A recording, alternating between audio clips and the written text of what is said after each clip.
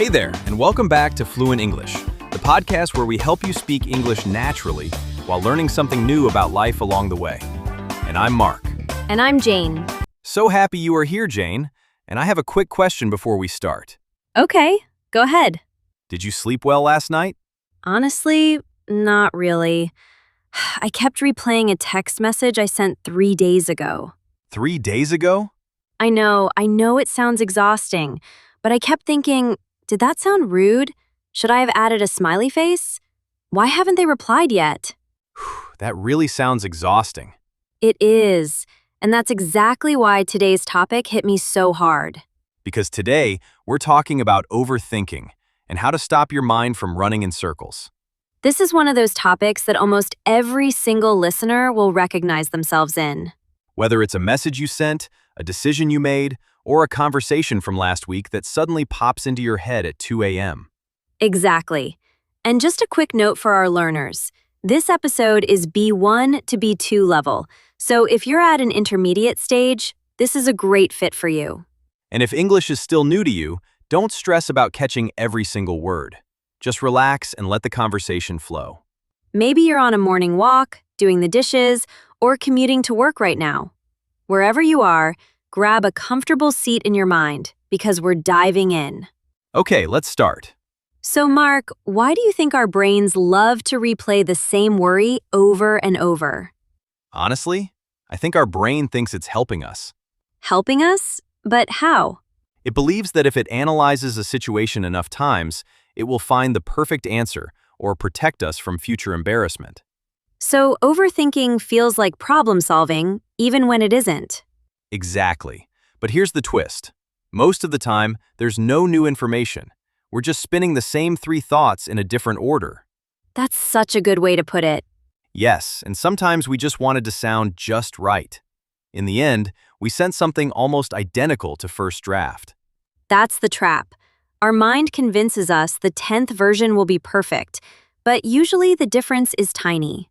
Yes, and Jane, do you think overthinking is connected to fear?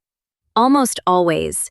Usually, it's the fear of making a mistake, disappointing someone, or looking foolish. So the mind tries to prepare for every possible outcome. Right, but here's the problem.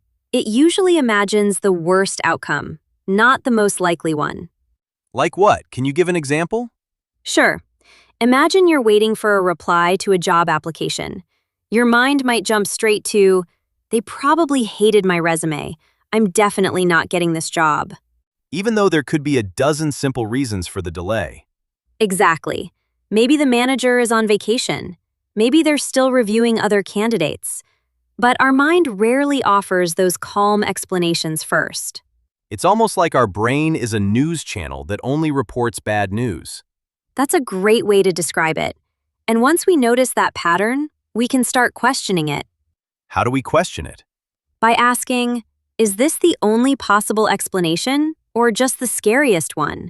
I really like that. It puts a little distance between me and the panic. And here's another pattern I've noticed. Overthinking loves to borrow trouble from the future. Borrow trouble from the future? Exactly. Instead of dealing with what's actually happening right now, our mind runs ahead and starts worrying about things that haven't even occurred yet. Like worrying about a conversation that hasn't happened, based on how a similar one went badly before. Yes, and the strange part is, most of those imagined conversations never even happen the way we predicted. So we're stressing over a version of the future that doesn't even exist. Right, and that's exhausting, because we end up living through the bad moment twice, once in our imagination, and maybe again in reality, even though the second version is usually much milder. That's such a strange trick our minds play on us. Totally. And I want to share something that happened to me last year. Please do. Okay, so I gave a short presentation at work, and afterward, I was convinced I had said something confusing near the end. What did you do? I thought about it for days. I imagined my coworkers whispering about it, judging me. And then? A week later, a coworker mentioned the presentation, and she said it was clear and helpful.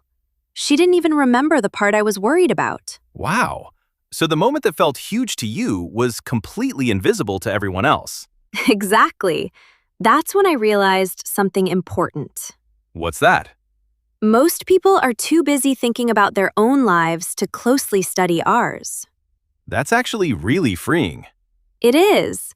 We're often the main narrator, editor, and audience of our own worries, all at once. So maybe the goal isn't to stop thinking completely. No, thinking is useful. The goal is to notice when thinking has turned into a loop that isn't leading anywhere new. How do we notice that? A simple test. Ask yourself, am I solving something or just repeating it? If you're just repeating it, it's probably time to gently redirect your attention. Redirect it to what? Something physical, honestly. A walk, a task, a conversation, anything that pulls you out of your head and back into the present moment. That's very good idea. And Mark, if someone listening today feels stuck in their own head right now, what's one small thing they could try? Write the thought down. Something about putting a worry on paper makes it smaller. That's simple but powerful. And the other way is setting a timer. Give yourself 5 minutes to worry on purpose. Then, when the timer ends, shift to something else. I know this way and I love that. It gives the mind permission to worry, but with a limit. Exactly.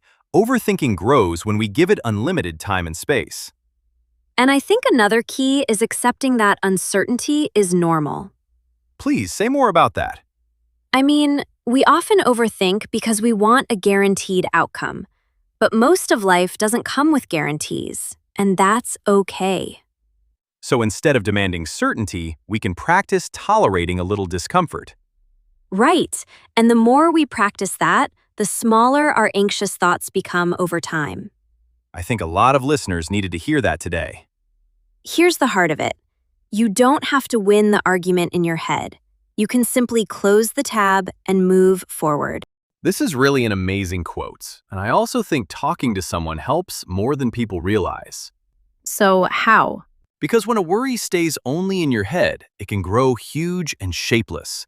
But the moment you say it out loud to a friend, it suddenly sounds smaller, almost manageable. That's so true. Just putting it into words changes how it feels. Yes, sometimes we don't even need advice. We just need to hear ourselves explain the worry calmly to another person. And often, the other person's response is something simple, like, "Is that really what's bothering you?"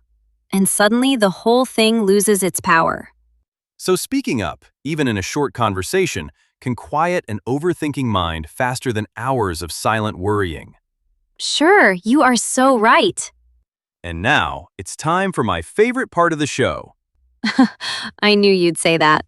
Let's explore today's vocabulary. These words are B2 level, and they'll help you describe your thoughts and feelings more naturally. So, are you ready, Jane? Of course I am. Let's go. And the first word is ruminate. To ruminate means to think about something repeatedly, often in a worried or unhappy way. So if I keep going back to the same worry again and again, I'm ruminating on it. Yes, for example, she ruminated over the decision for almost a week before finally moving on. Second word is spiral. As a verb, to spiral means for a situation or thought to quickly get worse and feel out of control. So my thoughts went from one small worry to a huge disaster in my mind. That's spiraling. Perfect example. And the third word is unwind. To unwind means to relax and let go of stress or tension. For example, a short walk in the evening always helps me unwind. The fourth word is clarity. It means the state of being clear and easy to understand, especially about your thoughts or a situation. Beautifully said. Example, after talking it through with a friend, she finally felt a sense of clarity. The fifth word is reassure. To reassure someone means to say or do something that removes their doubts and makes them feel calmer. So if a friend tells me, "Don't worry, everyone makes mistakes," they're reassuring me. Let's do a quick review. Ruminate, thinking about something repeatedly, usually with worry. The second is spiral, when thoughts or a situation quickly worsen. Unwind, to relax and release tension. Clarity, a clear and calm understanding of something. And finally, reassure, to calm someone's doubts and worries. And thanks to our listeners for spending this time with us today. We hope this episode reminded you that your mind doesn't need every answer before you take a step forward.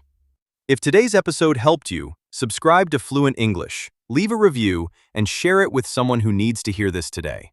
We'd love to know, what's one thought you're ready to let go of? Tell us in the comments. You've been listening to the Fluent English Podcast. A calmer mind and stronger English are both closer than you think. Bye-bye.